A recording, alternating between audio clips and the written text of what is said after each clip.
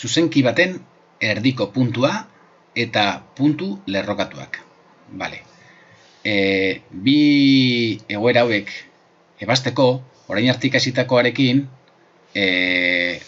lortu genezake. Bai? Baina ere, konkretuki, honen inguruan bideotxo bat prestatu dut. Bai? Bueno. Zuzenki baten erdiko puntua nola kalkulatu. Vale. AB, zuzenkiaren M erdiko puntuaren koordenatuak lortzeko, zuzenkiko muturren koordenatuen arteko baturaren erdia kalkulatu behar dugu. Hau da, A puntuaren koordenatuak hauek badira eta B puntuaren koordenatuak hauek, M erdiko puntuaren koordenatuak izango lirateke, X koordenatua izango da, X koordenatuen arteko baturaren erdia. Eta Y koordenatua izango da, Y koordenatuen arteko baturaren erdia. Vale. Hauxe, formula bat da, ikasi dezakeguna, egoera hau ebasteko, bai, erdiko puntua topatzeko. Baina, ikusiko dugun bezala, ondorengo adibidean, formula hau jakin gabe ere, orain arte vektoren inguruan dakigunarekin ere, erdiko puntu hau topatu dezakegu. Vale, goazen adibidetxoa ikustera. Bira. Kasu honetan, aurkitu A eta B muturrak dituen zuzenkiaren erdiko puntuaren koordenatuak. Ondo da. Beti bezala, grafiko bidez eta modu analitikoan ikusiko dugu, bai. Grafiko bidez ere bastea egoera hauek laguntzen digu kontzeptua barneratzen eta sankontzen eta ulertzen, bai, benetan zer egiten ari garen, bale? Horrezagatik, grafiko bidez ikusiko dugu lehenango. Orduan, kokatuko ditugu A eta B puntuen koordenatuak, bai? A 6 amar, X hartatzen 6, Y hartatzen amar, B koordenatuak amar bi, hauxe, bai? Bale, eta eskatzen digute, bi puntu hauen arteko zuzenki honen erdiko puntua, kasu honetan, hauxe, M, bai? Hemen grafikoki ikusten dugu, aterako zaigun emaitza, zein izango den, bai? 8, X hartatzen 8, bat, bi, hiru, lau, bost, 6. 8, 6 puntua izango litzateke M, bai? Bale. Ba, orain, formula aplikatu gabe, ere, logika vektoreak erabiliz, nola kalkulatu dezakegun ikusiko dugu lehenengo, eta gero formula bitartez, bale? Orduan, puntu hau kalkulatzeko vektoreak erabiliz, hemen, OA, A vektorearen posizio vektorea jarri dezakegu, bai?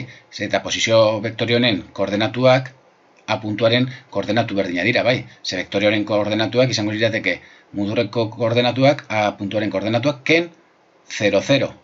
Beraz, puntuaren koordenatu berdinak dauzka vektore honek, bai? Gogoratzen zareten moduan, hau, vektore honi deitzen diogu, posizio vektorea, bai?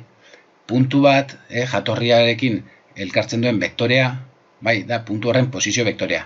Eta posizio vektoreak puntuaren koordenatu berdinak ditu, bai?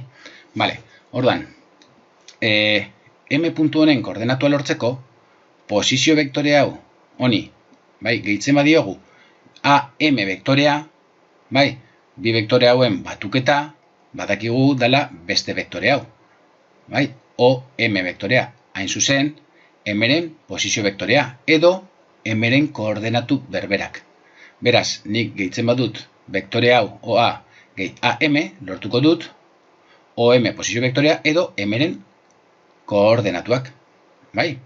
Bale, guazen hau era analitikoan ebastera, bai? Orduan, esan dugun moduan, OM vektorea izango da OA gehi AM, bale? OA badaukagu, baina AM ez, bai? Baina guk badekigu AM dela AB vektorearen erdia. Beraz, AM beharrean jartzen badugu AB vektorearen erdia, dena kalkula genezake, dena jakin genezake, bai? Orduan, OA badaukagu. A koordenatuaren, Aren koordenatuak, A puntuaren koordenatu berdina direlako, bai? AB vektorea ez da daukagu, baina kalkulatuko dugu, bai? A eta B puntuen koordenatuak edukita, AB vektorea izango da beren koordenatuak, ken Aren koordenatuak, bai? Edo, beren posizio vektorea, ken Aren posizio vektorea. Ikusi dugu moduan gauza bera dela. Beraz, beren koordenatuak, amar bi, ken Aren koordenatuak, 6 amar. Kenketa hau X koordenatuen arteko kenketarekin lortuko dugu X koordenatua. Amar, ken 6, lau. Eta bi, ken amar, minus 8. Beraz, AB da, lau minus 8. Daukaguna ordezkatuta aurreko formulan, OA A puntuaren koordenatuak 6 amar, gehi erdia lortu dugun AB, bai? Eta orain eragiketak egin, baino ez daukagu, bai? Egin genezake lehenengo zatiketa hau, bai, lau zati bi eta minus 8 zati bi, edo zuzenean egingo dut kasu honetan, bai? Orduan, x koordinatua izango da x koordinatuen arteko, kasu honetan batuketa 6 gehi lauren erdia, bai, ze hau dago zati bi, 6 gehi lauren erdia dela bi, 6 gehi bi, sortzi, x koordinatua sortzi. Eta y koordinatua 10 gehi minus sortziren erdia, minus sortziren erdia da minus lau, beraz, 10 ken lau, 6. Vale? Beraz, OM vektorea, edo M-ren posizio vektorea, sortzi 6 litzateke.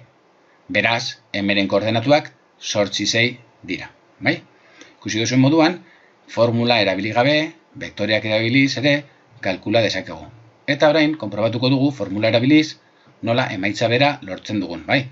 Orduan, M puntuaren koordenatuak izango dira, x koordenatuen arteko batura zati bi, eta y koordenatuen arteko batura zati bi, y koordenatua. Bai? Egiten dugu, x koordenatuak 6 gehi 10 zati bi, eta ikusten duzen moduan, 6 gehi 10 6 zati bi, sortzi. 10 gehi bi, 12 zati bi, 6. Beraz, emaitza berdina. Formula erabiliz, edo vektoreak erabiliz. Bale. Erdiko puntuaren beste ariketa tipiko bat, bai? Kasu honetan, eskatzen digute, aurkitzea A zazpi bi puntuak P lau puntuarekiko duen simetrikoaren koordenatuak. Bale, grafikoki eta analitikoki ikusiko dugu, goazen lehenengo grafikoan irudikatzera zein den egoera hau hobeto ulertzeko, bai? Orduan daukagu, A puntua, zazpi bi, eta P puntua, lau. Eta esaten digute, A puntuaren simetrikoa lortu behar dugula P puntuarekiko orduan. Atik pera, duan zuzen honetan, egongo da, haren simetrikoa, bai? Ze distantziara? Atik pera baldin badago x ardatzean bat, bi, iru, eta y ardatzean bat, bi, petik A primara, dituko digo A prima simetrikoari, egongo dira ere, bat, bi, iru, bat, bi. Beraz, ikusten duzuen moduan, grafikoki ebatzi dugu, puntu hori litzatekela bat, 6. Vale? Simetrikoa da, bat, 6. Vale. Guazen ikustera orain, analitikoki, nola egingo litzateken. Bai? Vale, modu analitikoan, kontuten izan behar du hau, A prima puntua, bai, A puntuak perekiko duen simetrikoa bada, orduan, P puntua, A prima zuzenkiaren erdiko puntua da, bai? Bai, hau simetrikoa bada, P puntua da, A primaren erdiko puntua. Beraz, Pren koordenatuak A eta A primaren koordenatuen baturaren erdia izango da. Bai, lehengo formulan ikusi dugun moduan, P puntuaren koordenatuak izango dira A eta A primaren baturaren erdia. Bai, hemen formula honetan. Hori izango litzateke P puntua. Bale, guazen orain ditugun datuak ordezkatzera. P eta A badaukagu. Eta A prima da kalkulatu behar duguna. Orduan, esaten duguna da, erdiko puntua, kasu honetan ezagutzen dugu, hau ja ezagutzen dugu, erdiko puntua da P, bai?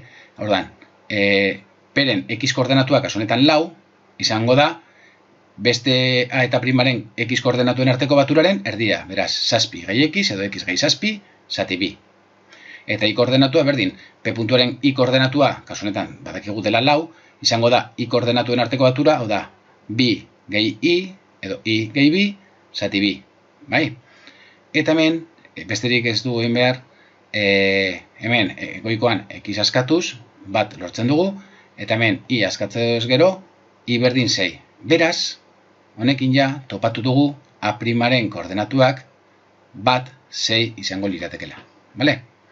Bueno, hauze, simetrikoa topatzeko ere, erdiko puntuaren ideia hau ere erabiltzen da, bale?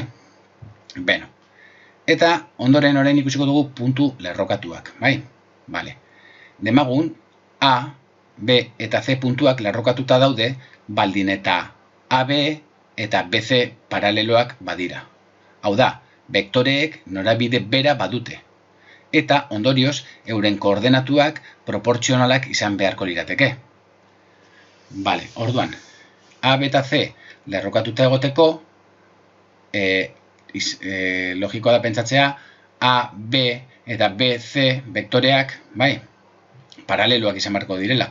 Eta goratzen bazarete, bi vektore paraleloak direnean, beren koordenatuak proportzionalak izan behar zuten.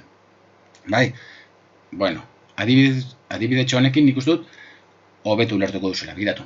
Ematen dizkigute 3 puntu hauek, bai, A, B eta C. Vale.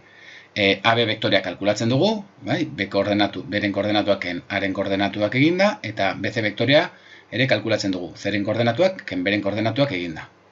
Ba, 3 puntu hauek lerrokatuta egoteko, bi vektore hauen koordenatuak proportzionalak izan behar dira, bai, egon behar dira zuzen berean, bai. Hau da, X koordenatuen arteko zatiketa 3/6 izan behar da Y koordenatuen arteko zatiketa berdina. Eta 3/6 simplifikatuz erdia da, eta menos 2/4 ere erdia da. Beraz, betetzen da. Honek esan nahi du, A, B eta C lerrokatuta daudela. Hemen, grafikoan ikus dezakegun moduan, bai? Ikusi dugu, AB vektorea eta BC vektoreak, bai, proportzionalak zirela, honek esan nahi du, paraleloak direla, eta, kasu honetan orduan, honek erakusten digu, 3 puntuak lerrokatuta egon beharko dutela, bale? Beno, hause izan da guztia, honi dagokionen, bale?